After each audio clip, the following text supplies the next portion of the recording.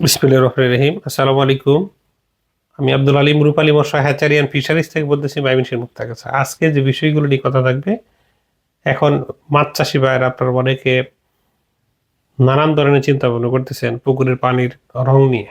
অনেকের পুকুরের পানির ঘোলাট্টা দূর করার জন্য কি পন্থা অবলম্বন করবেন সেটা কিন্তু অনেক চাষি ভাই জানেন না, এবং অনেক চাষি ভাই জানে কিন্তু অনেকে চিন্তা করতেছে খাবার প্রয়োগ করি না, সেই তার জন্য কি প্রয়োগ করলে আমরা গোলাত্ব দূর করা যাবে, সেটাও কিন্তু একটা মূল বিষয়। আসলে পানির যদি পুকুরে মাছ ছাড়ার কারণে কিছু পুকুরে ঘোলা হয়ে যায়, কারণ হলো কি জানেন? অতিরিক্ত যদি পুকুরে আপনি মাছ থাকে, মানে চারা পোনা থাকে বা কালচার মাছ, কাপ জাতীয় বা তেলাপিয়া থাকে, তার জন্য কিন্তু পুকুরের পানি ঘোলা হয়ে যায়। হ্যাঁ, কারণ হলো সেই পরিমাণ খাবার পড়ে না কারণে কিন্তু পুকুরের পানি দিন ঘোলা হয়ে যায়। তার থেকে রক্ষা পাওয়ার উপায়, যদি বেশি পরিমাণ যদি আপনার পুকুরে গোলা হয়ে যায়, সেক্ষেত্রে আস্তে মাছ আস্তে যদি খাবার যদি না দেন, সেক্ষেত্রে মাছগুলো শুকাইয়া আস্তে বিভিন্ন ধরনের সমস্যার সম্মুখীন হতে পারে। ওই পুকুরে আপনি কি করতে হবে? অবশ্যই নিয়মিত আপনি চুন প্রয়োগ করতে হবে। এই চুন প্রয়োগ করার ফলে আপনার অনেকটা কিন্তু মাছের একটা ক্যালসিয়ামের ঘাটতি থেকে আপনি পূরণ করতে হবে। যদি পুকুরে মাছের যদি ক্যালসিয়াম যদি ভালো থাকে, সেক্ষেত্রে কিন্তু মাছ সুস্থ সবল থাকার অনেকটা চেষ্টা করতে আগ্রহী থাকবে আরকি। তারপরে অনেকে ওই ঘোলাটা দূর করার কারণে আপনি চুন প্রয়োগ করার পরে বিভিন্ন কায়দায় আপনি পুকুরে কিন্তু ওই পুকুরে প্রাকৃতিক খাবার আপনি তৈরি করতে পারবেন। দেখা যাচ্ছে আপনি যদি প্রাকৃতিক খাবার আপনার হাতে লাগানো আছে, আর আপনি যদি ইমার্জেন্সি ভাবে যদি প্রাকৃতিক খাবার তৈরি করতে চান পুকুরে, ওই যদি মাছ থাকা অবস্থায় আপনি একটা জিম সার যেটা ব্যবহার করবেন।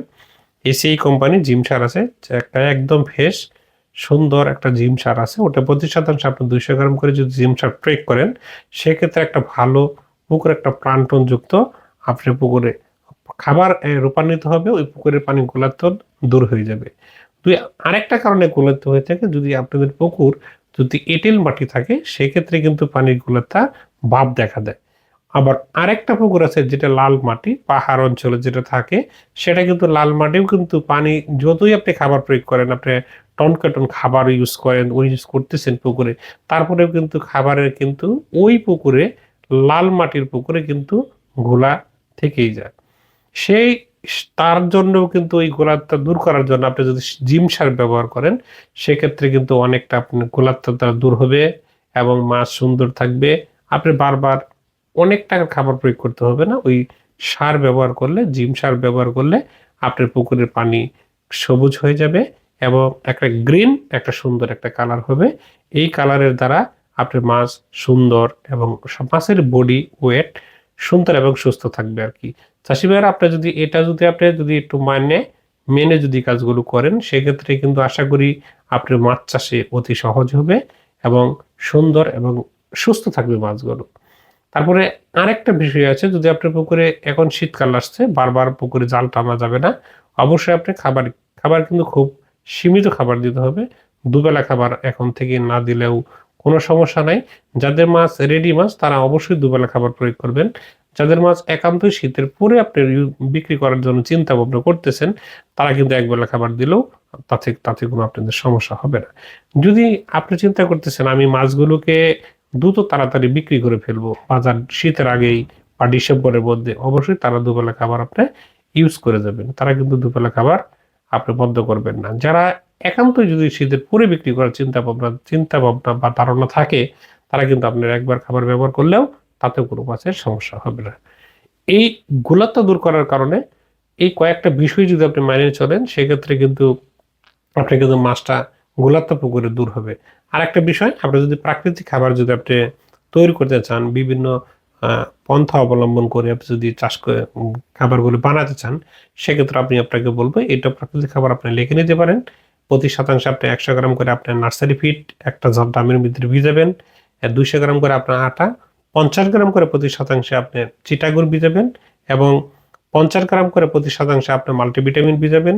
প্রতি শতাংশে আপনি ১০ গ্রাম বায়োজিম বা এনজাইম ভিজাবেন। প্রতি শতাংশে আপনি ২ গ্রাম করে ইস্ট পাউডার ভিজিয়ে একটা ওইখানে ২৪ ঘন্টা একটি খালি ড্রামে বা একটা চারিতে রেখে দিবেন।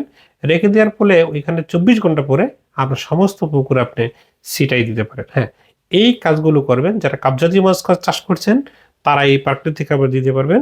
যারা তেলাপিয়া মাছ চাষ করছেন তারাও কিন্তু এই প্রাকৃতিক খাবার দিতে পারবেন। কারণ কি, এটা যারা ক্যাটফিশ মাছ চাষ করছেন, দেখা যাচ্ছে পাবদা এবং গুলশা, শিং, মাগুর, তারা এই একবারে প্রাকৃতিক খাবার পুকুরে প্রয়োগ করা যাবে না।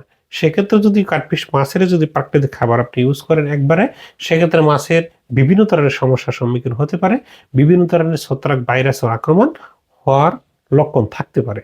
তারা কিন্তু ভুলেও এই প্রাকৃতিক খাবার নিয়ে আপনি পুকুরও ব্যবহার করবেন না।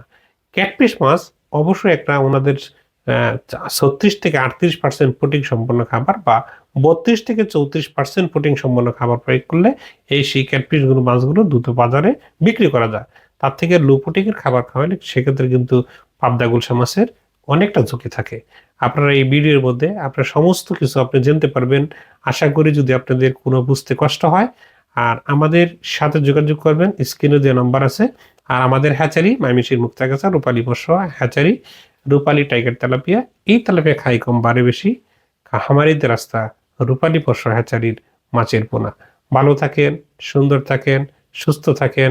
আবার দেখা হবো যে কোনো ভিডিওতে। আসসালামু আলাইকুম রহমতুল্লাহ।